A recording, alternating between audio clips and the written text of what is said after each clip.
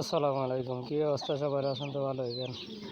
আগের ভিডিওগুলিতে দেখাইছিলাম অনেক মুরগি, কিন্তু এখন 6-7-8টা মুরগি ছাড়া আর কোনো মুরগি নেই।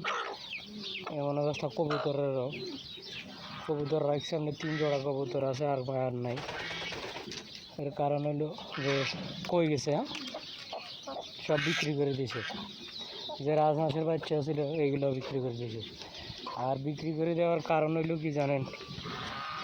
এই যে আপনার ঠান্ডা পড়ে তো, প্রচুর ঠান্ডার মধ্যে মারা যাইব, আর ঠান্ডার মধ্যে তো রোগ বালাই বেশিও। এই কারণে বিক্রি করে দিয়ে কিছু রাখছে।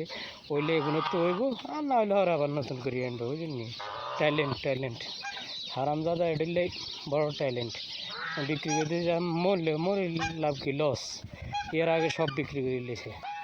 এটার একটা ট্যালেন্ট, বহুত হারামজাদা। এনে 2 জোড়া রাখছে, আর কোন বেশি লেছে রাজহাঁস ওই যোগ্য বসে রয়েছে।